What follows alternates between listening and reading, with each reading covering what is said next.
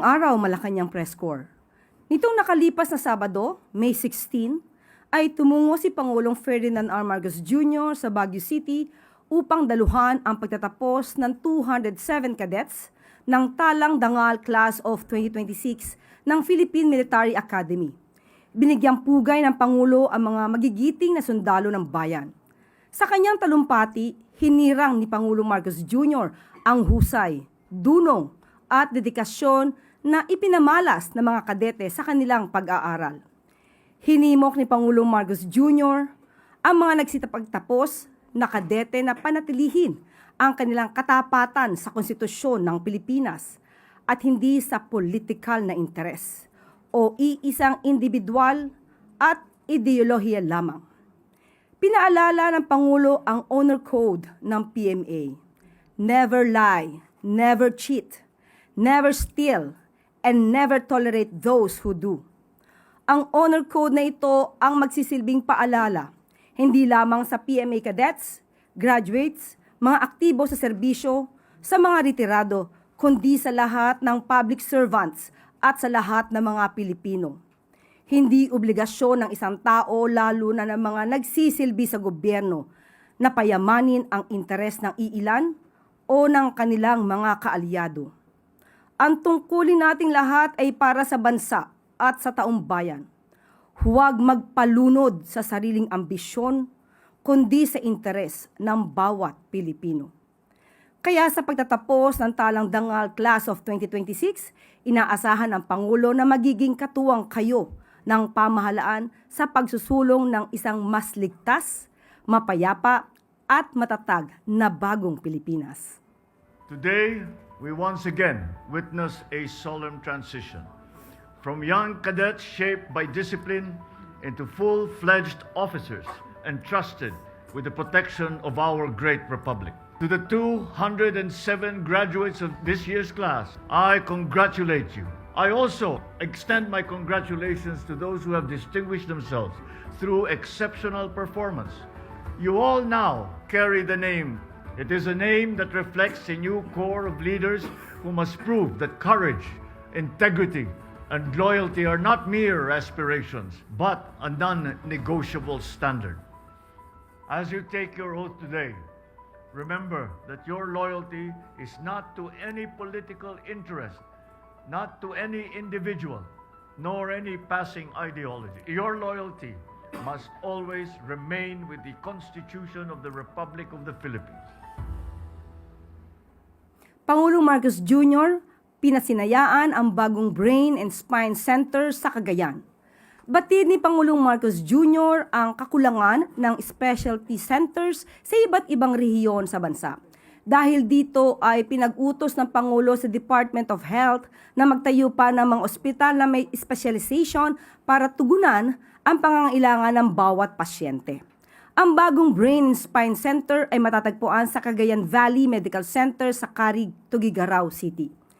Kaya nitong maghatid ng dekalidad na serbisyong medikal sa mga Pilipino sa tulong ng 2 operating room theaters, 30-bed capacity at mga espesyalista na bihasa sa stroke management, neurosurgery, neurophysiology, neurodiagnostics at iba pang neurological services. Kung noon ay kailangan pang bumiyahe ng malayo ng mga taga-Cagayan at karakatig lugar upang magpatingin sa mga eksperto, ngayon ay mas accessible na sa kanila ang dekalidad na serbisyong medikal. Pero hindi rito nagtatapos ang kampanya ng gobyerno para sa ikagagaling ng mga pasyenteng Pilipino. Layunin ni Pangulong Marcos Jr. na magkaroon ng specialty center ang bawat rehiyon sa bansa. Kaugnay nito, inaasang matatapos ang 349 specialty centers sa taong 2028 dahil gusto ng Pangulo na matugunan ng lubos ang problemang medikal ng bawat Pilipino. Napakahalaga itong pagpapatayo ng Brain and Spine Center dito sa Tuguegarao, no? Dahil ito nga po yung kauna-unahang Brain and Spine Center, hindi lang dito sa Tuguegarao, paging itong sa Rion 2. Brain aneurysm, brain tumor na kailangan hong maoperahan. Isa sa bagong polisiya ng Department of Health ay inutos ko sa kanila, matuto na tayo, maglagay tayo ng specialty center sa iba't ibang lugar. para naman kapag may sakit at kailangan mapunta sa isang specialty center, ay hindi pa kailangan lumipad pa o pumunta pa. Kasama dito sa center, sa specialty center na ito, ay yung mga pasyente ay kasama sa zero balance billing. At ang ibig sabihin zero balance billing dahil nagko-contribute ang DOH, nagko-contribute ang PhilHealth, at saka yung lahat na may MAIP, at yan lang naman ang mga hangarin natin. Kaya asahan ninyo na ipapagpatuloy namin lahat ng programa para sa kalusugan ng ating mga kababayan, ng lahat ng taong bayan ng Pilipinas. At maaari na po akong tumanggap na inyong mga katanungan. Unang tanong mula kay Kenneth Pasyente, PTV.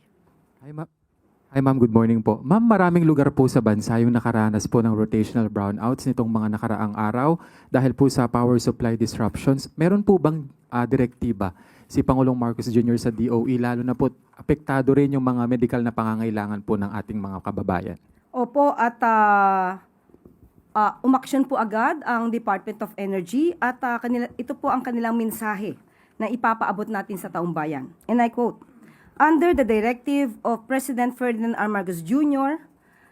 to immediately stabilize grid conditions and protect consumers from power disruptions, the DOE swiftly ordered NGCP's restoration of affected transmission lines, which are Tayabas Ilijan 500 kV and Dasmariñas Ilijan 500 kV line. Actively work with generating companies to safely synchronize affected supplies capacities back on the grid. Mobilize the Grid Reliability Task Force with ERC, IEMOP, Transco, and PSALM, and directed NGCP to provide the full technical and incident reporting to ensure accountability and the safe return of critical capacities to the grid." End of quote. From the DOE po to. Sunod na tanong mula kay Katrina Domingo, ABS-CBN. Good morning, Undersecretary. How does the Palace respond to growing calls to replace Interior Secretary John Vic Remulla? Wala pa pong anumang makukomento sa panawagang yan. Hindi po ito napag-uusapan sa ngayon. Gaano po ka-satisfied ang Pangulo doon sa performance ng DILG, not only with the Senate fiasco last week, but also with wrong information about Zaldico's golden visa, Zaldico's Portuguese passport, the timeline for his arrest, as well as the supposed soon release of the Interpol? Medyo nagkasunod-sunod po kasi. Ano po yung pinapataw ng Pangulo? How does the President hold the Interior Department accountable for these gaffes? Sa ngayon, ang huling pagkita ko po na sila'y nagkausap sa aking huling, kumbaga ako'y witness, yung huling pagpupulong bago tayo nagkaroon ng briefing noong Huwebes. Wala po sa akin, personal po, ay wala naman po akong nakitaan na natanggal ang tiwala ng Pangulo kay Secretary John Vic Remulla. Ma'am, last Sa ngayon. Ma'am, last from my end. So, ibig po ba sabihin, walang katotohanan yung mga umiikot na balita na maaaring si dating Senator Antonio Trillanes o kaya naman po ay si dating Interior Secretary Ben-Hur Abalos yung pumalit kay John Vic Remulla sa DILG? Wala pa pong ganong ibinibigay sa ating mga impormasyon. Sunod na tanong mula kay Ivy Reyes, Bilyonario. Hi, Yusek. Good morning. On serving Senator Bato his warrant, Attorney Nery Colmenares said the government can find Senator De La Rosa with all its intelligence fund. Kung gugustuhin daw po ng gobyerno, mahahanap naman po talaga si Senator Bato. Since the senator has now escaped twice, how is the administration utilizing its resources to hold the senator to account? So, sinasabi po pa talaga natin na siya'y tumakas. Sa unang pagkakataon, nung nabanggit po ni Ombudsman Remulla na may warrant of arrest, ito naman po ay hindi pa nasa sa publiko. So, hindi naman natin masasabing siya'y tumakas, kundi siya'y nagtatago lamang para siguro hindi siya maabot ng kamay ng batas. Sa pangalawang pagkakataon, maaari nating sabihin na siya talaga ay tumalilis dahil nabanggit na may warrant of arrest na inisyo ang ICC. Nakita naman po niyo kung paano magtrabaho ang ehekutibo. At siguro ang dapat lang mangyari dito ay wag natin pabayaan ang may mga masamang balak na paligtasin ang dapat na managot. And ma'am, the OSG also gave a strong worded comment that a sitting senator running away from the very courts that he's seeking relief from should be denied of his pleas. We understand Malacanang leaves all opinions to the courts, but doesn't the palace see a need for a stronger stance, especially now that this has reached international traction? Kitang-kita po natin kung ano mismo ang binanggit ng OSG. Nabanggit na sa ngayon ay tinuturing na isang pugante itong si Senator Bato de la Rosa. So, napakalaking mensahe po ito ng ibig sabihin tayo pong lahat ay dapat naging mapanuri kung ano dapat ang ipatupad na batas at kung sino ba dapat din ang makita natin na nagtotolerate sa paggawa ng hindi maganda, paggawa ng labag sa batas. Follow-up question mula kay Maricel Halili, TV5.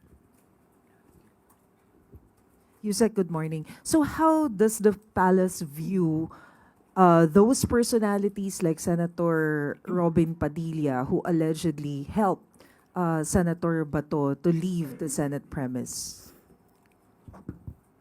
Magkakaroon po ng pag-iimbestiga at nakita po rin natin ang mga namutawi sa bibig ni Senator Robin Padilla at that time na siya pa ay isang ordinaryong citizen.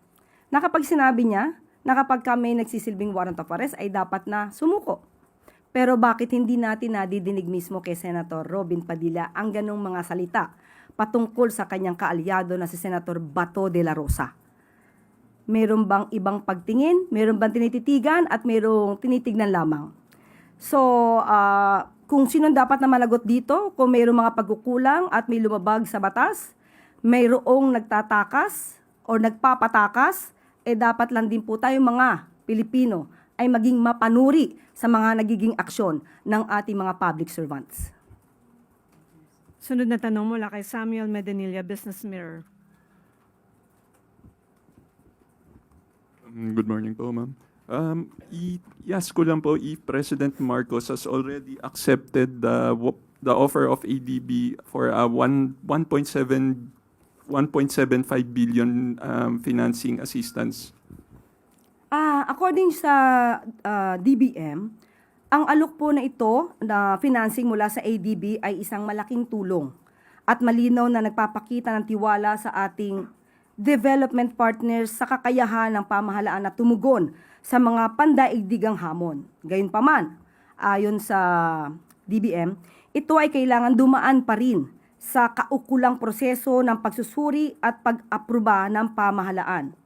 Kailangan pong aralin ng Department of Finance ang terms and conditions ng financing upang matiyak na ito ay naaayon sa fiscal and debt management objectives ng pamahalaan. Clarify ko lang, ma'am. Bali, loan po ba siya or grant? Pinag-aaralan pa to. So, most probably loan ito. Pero wala po tayong authority na magbigay ng anuman detalye dito, kundi ang DBM lamang po. On another topic na lang po, update lang po kung meron na, magre-request na po ba yung Executive Department for a supplemental budget sa Congress for its Middle East response. Okay, ayon din po sa DBM at nakausap po natin sila. Tungkol naman sa posibilidad ng supplemental budget, wala pang pinal na desisyon. Sa ngayon, ang anumang susunod na hakbang ay ibabatay sa magiging resulta ng interagency assessment, fiscal space ng pamahalaan at aktual na pangangailangan ng ating response measures. I-ask ko lang, ma'am, kung ipag-uusapan po kaya ito kung matutuloy yung LEDAC at saka yung uplift meeting tomorrow po? Walang naka-schedule na LEDAC, pero may naka-schedule na uplift. Bakit po kaya, last week po na-mention na baka May 19 yung LEDAC, bakit po hindi na po siya matutuloy? Wala pong nasabi sa akin dahilan. Wala lang po sa schedule. Thank you po. Sunod na tanong mula kay Rafi Ayeng, Daily Tribune. Hi, ma'am. May we just know why the president appointed former Iloilo City Mayor Jed Mabilog, despite his name being included in the drugs watch list during the term of President Duterte? Siguro kung nasa drugs watch list siya, wala po tayong personal na kaalaman dyan. At siguro kung nasa drugs watch list siya, dapat na-demanda na po siya sa ngayon. Well, may demanda na po ba? Parang binigyan po, di ba, ng clemency? No. About the drugs list. Wala pa naman. So walang kaso. And on another topic po, as the impeachment proceedings officially starts, hopefully today, ano ang pakiusap ng palasyo sa mga senator na tatayong judges? Kasi alam naman po natin na maraming kaalyado si Vice President Sara Duterte sa Senado.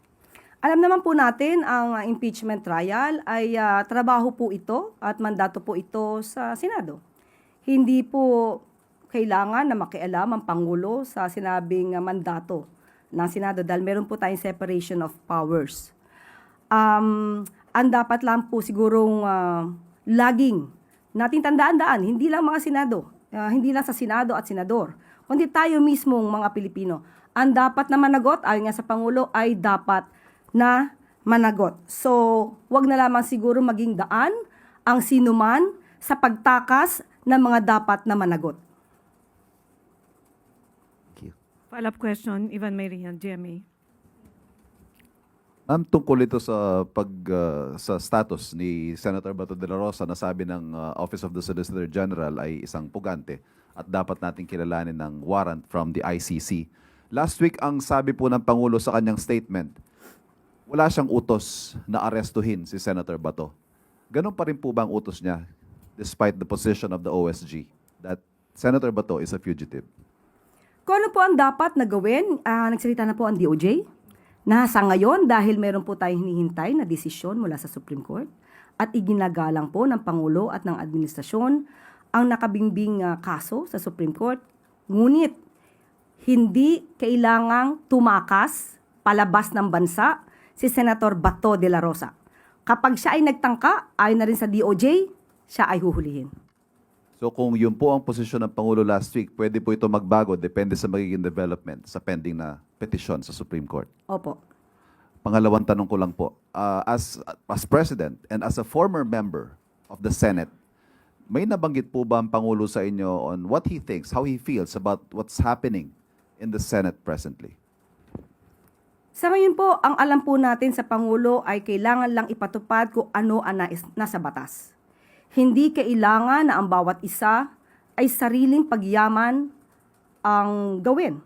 Hindi ang iilang interes ang dapat na pagyamanin, kundi dapat tumugon kung ano ang sinasabi ng konstitusyon, patupad kung ano ang sinasabi ng batas. Did you hear him express, galit ho ba siya? Dismayado siya? Nalulungkot siya sa nangyayari sa Senado ngayon? Sa huling pangyayari, patungkol dun sa di umano na pagtakas at pagkawala kahit na may protective custody ang Senado, nakakadismaya naman talaga.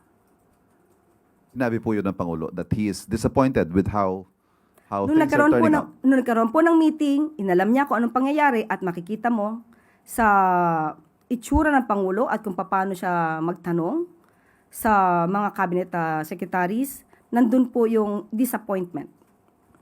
Hindi sa cabinet secretaries, kundi sa pangyayari sa Senado. Follow-up question mula kay Katrina Domingo, ABS-CBN. Ma'am, yung tanong ng marami ngayon, I would like to direct to the President. Kung hindi ka pagalit, bakit? Kung hindi ka pagalit, bakit? Yes, with the What do you mean? performance of the arrest, because this is not the first time that the Philippines tried to serve an arrest warrant from the ICC. The public has been comparing the performance of former PNP Chief Torre compared to the failure of the NBI to serve the arrest warrant against De La Rosa. Bakit po hindi na-hold accountable kung sino mang ahensya yun pong nagkulang para maipatupad yung pagsaserve ng arrest warrant? I-correct po natin to. There was no failure on the part of the NBI agents. Hinarang sila. But was it right for the NBI to succumb to the authority of the Senate na ilagay under, na ipahinto o ipahalt o isuspend yung pagsaserve ng arrest warrant while he is under protective custody? The question is, was the Senate correct in interfering with the service of the warrant of arrest? But was it right for the NBI to actually adhere to the demand of that demand of the Senate kung wala naman pong legal basis according to some analysts? Dito makikita nyo kung sino ang may respeto sa isang institusyon at sino ang hindi rumispeto sa batas. Sunod na tanong mula kay Hannah Sancho, DZAR. Hi, ma'am. Yung nangyari po sa Senate po, with all in tawag ni Senator Aimee, Senate siege. Do we may reaction po ba yung Pangulo given na naging senador siya? Kung mako-consider niya ba na desecration ng institution yung nangyari po? Senate siege. Was it under attack? It was not. The Senate was not under attack. You can see that from the news, not only from the statements of the NBI and PNP. It was only the statement made by Senator Alan Cayetano. So as far as we are concerned, as far as the government is concerned, Senate was never under attack. And this is also the position of the President po, Of ma'am. course. And another question po, kasi nagkaroon po ng change of leadership, and I don't know kung makakaroon pa ulit today. Ano po ang reaction ng Pangulo po dun sa pagpapalit po, considering na ngayon na yung sisimulan na yung impeachment trial po sa Senado? Ang papapalit ng liderato sa Senado ay kanila po yung aktibidad. So wala naman pong kinalaman ng Pangulo kung magpapalit sila ng liderato o hindi. So sa kanila po yan. Nasa Senado po yan. Sunod na tanong mula kay Ace Romero, Philippine Star. Yusek, may we just get the President's thoughts on the Ombudsman's decision to suspend the Senate Sergeant at Arms over what happened to the Senate recently? Ang Ombudsman po ay isang independent body. So trabaho po yan ng Ombudsman. But sang-ayon ba kayo or ano ang thoughts nyo about this given that you've been saying dapat accountable yung dapat managot? Sang-ayon man o hindi sang-ayon ang administrasyon, sinabi po natin ang Ombudsman po ay isang independent body. So kung ano po ang kanilang magiging desisyon, yan po ay hindi panghihimasukan ng Pangulo. Salamat po. Sunod na tanong mula kay Raquel Bayan, Radyo Pilipinas. Yusek, para hindi na lang po maulit yung komosyon ng nangyari sa Senado at para hindi na rin po maulit yung long hours ng pag-aantay ng dating hinuhuli po si dating Pangulong Rodrigo Duterte at para hindi na rin po masyadong magamit yung resources ng gobyerno, would naman ang kanyang call kay Senator Bato de la Rosa na isuko na lang po yung sarili niya. Mas maganda po na bilang dating PNP chief at alam naman po niya na may valid warrant of arrest na inisyo ang ICC. At katulad ng sinasabi dati ni Senator Robin Padilla, kung walang kasalanan, lumabas. And Yusek, yung sa nalalapit po na impeachment, naniniwala po ba yung Malacanang na magiging credible po yung Senate na tumayo bilang impeachment court? Kasi po may mga senators po tayo na may mga kaso sa Ombudsman and ICC and other. Hindi natin mabibigyan ng anumang panghuhusga sa ngayon. Ang mga magiging senator judges, nasa kanila po yan. Tandaan lamang po nila na sila ay halal ng bayan. Nung sila ay nangangampanya, nangako sila na sila ay magsisilbi para sa taong bayan, hindi para sa iisang tao lamang. At yun nga lamang po, wag sila magsilbi, katulad na sinabi natin, na maging daan para sa pagtakas ng dapat na managot. Follow-up question mula kay Ivy Reyes, Bilyonaryo. Isaac, follow-up lang po din sa statement nyo that the Senate was never under attack. So, can we get the categorical answer if the palace shares the sentiment of the NBI that it was staged?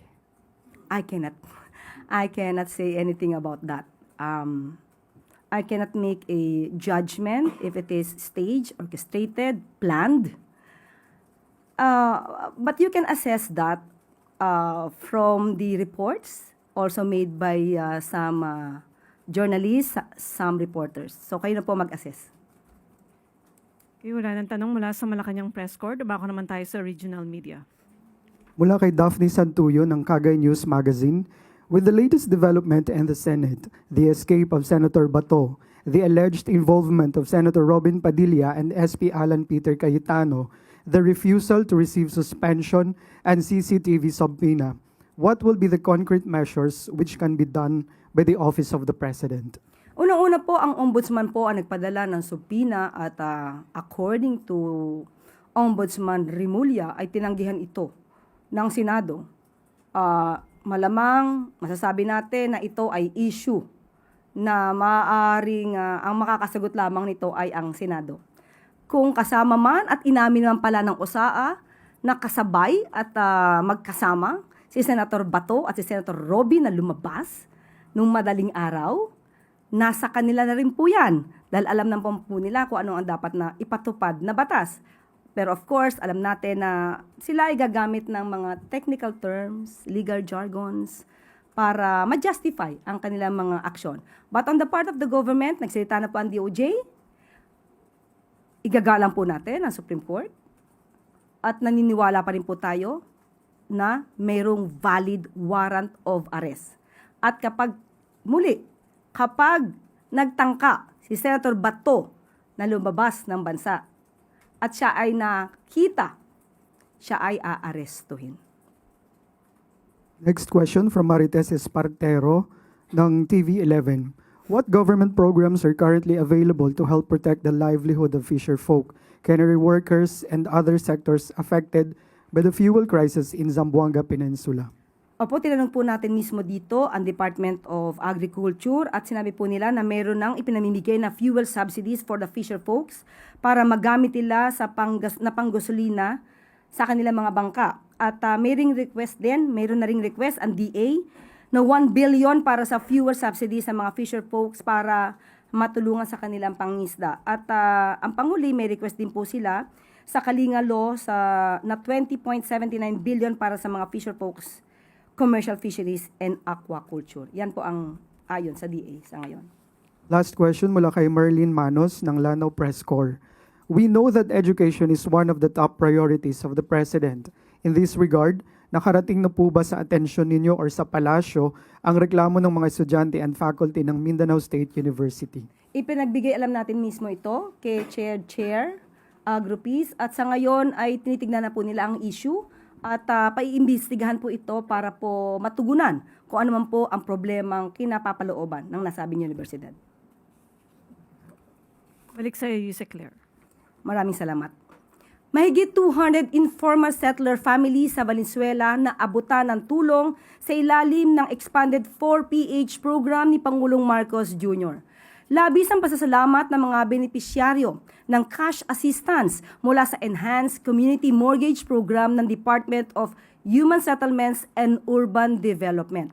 Sa pangunguna ni DSUD Secretary Jose Ramon Aliling, nagpamigay ng mahigit 9 milyong pisong tulong ang ahensya para sa residente ng Barangay Parada sa Valenzuela City upang mapasa kanila ang kanilang pangarap na bahay. Sa tulong ng nasabing cash assistance at sa utos ni Pangulong Marcos Jr., nakamit na ng mga miyembro ng Bagong Pag-asa Neighborhood Association of Parada Incorporated ang 2,318 square meters na lupain kung saan sila kasalukuyang naninirahan. Ang hakbang na ito ng pamahalaan ay alinsunod sa direktiba ni Pangulong Marcos Jr. na dagdagan ang pabahay na may dignidad at dangal para sa mga Pilipino.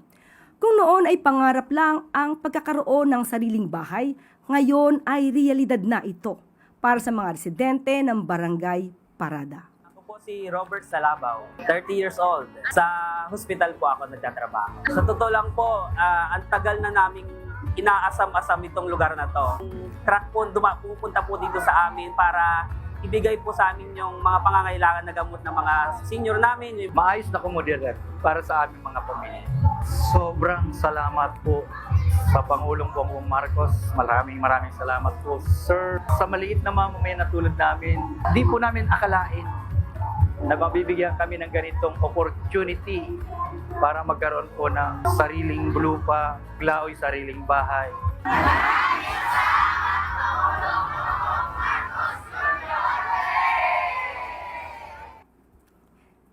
10 pesos fuel subsidy para sa mga kababayan nating tsuper, patuloy sa pag-arangkada. Alinsunod sa direktiba ni Pangulong Ferdinand R. Marcos Jr. na pag-aanin ang pasanin ng taumbayan sa kabila ng global oil crisis. Tuloy-tuloy pa rin ang 10 pisong fuel subsidy para sa mga driver ng mga pampublikong sasakyan. Layunin ng nasabing inisyatibo na pababain ang gastusin ng mga kababayan nating tsuper nang sa gayon ay mas malaki ang kanilang naiuuwing kita sa kanilang mga pamilya. May pagsubok man tayong hinaharap, walang patid naman ang pagkilos ng pamahalaan upang maglatag ng solusyon sa problema ng sambayanang Pilipino. Malaking tulong na rin yung po kasi sa pagka namin sa pang-araw-araw, malaki masyado ang kakanta ng natisan sa araw. Para sa pamilya rin po nun yung pagkain, pang-araw-araw. Sa hirap ng biyahe, kahit pa paano makakadagdag ng kita. Maganda, mga ipon-ipon tayo ng konti niyan. Ang saya lang po namin sa mahal na Pangulo ay papasalamat kami sa malaking tulong na ibigay sa amin.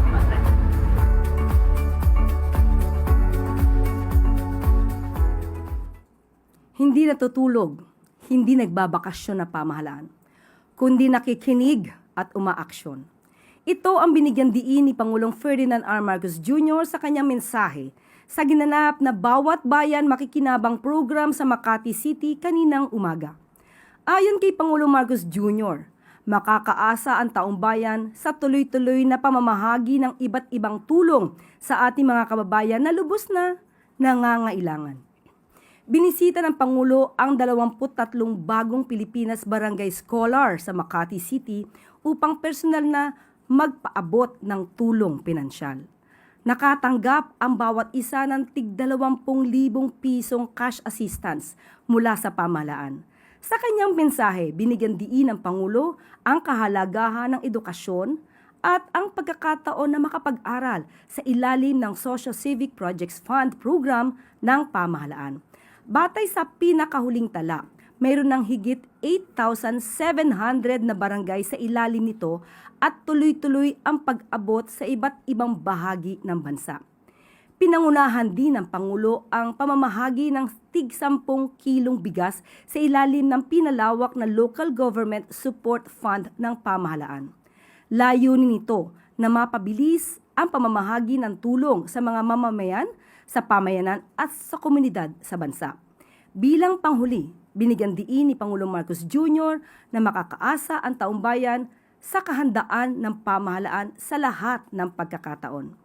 Mamayang hapon, nakatakda ring ganapin ang Bawat Bayan Makikinabang sa Mandaluyong City kung saan inaasahang mamamahagi ang pamahalaan ng iba't ibang tulong sa ating mga kababayan doon. Asahan po ninyo na ang inyong pamahalaan ay hindi po natutulog, hindi po nagbabakasyon kung hindi walang ginawa, kung hindi mag-isip ng paraan kung ano ang pangangailangan ng ating mga taong bayan, kung ano ang pangangailangan ng ating mga naghihirap na kababayan, kung ano pa ang aming magawa para makatulong. Ito po ay aming ginagawa. At bago po tayo magtapos, ilang anunsyo mula sa palasyo. Kim Robert De Leon is the new Secretary of the Department of Budget and Management, becoming the youngest member of President Ferdinand R. Marcos Jr.'s cabinet. Secretary De Leon is expected to take his oath of office tomorrow. A career public servant, Secretary De Leon is recognized for his work in fiscal management, organizational reform, and digital transformation. He graduated magna cum laude and valedictorian from UP and CPAG. He also topped the 2016 Environmental Planning Licensure Examination and holds master's degrees in urban and Regional Planning and Public Safety Administration with academic honors. Additionally, Secretary De Leon obtained a certificate in Business Process Management from the Queensland University of Technology in 2021 under the Australia Awards Scholarship Program. Meanwhile, DBM, former Acting Secretary Rolando Rolly Toledo, will be appointed to the Board of Trustees representing the leading organizations or associations of government employees retirees or GSIS. At lagi po nating tandaan, ang bagong Pilipino ay nagsusulong ng interes ng ating bayang minamahal. At dito na po nagtatapos ang ating press briefing. Magandang araw para sa bagong Pilipinas.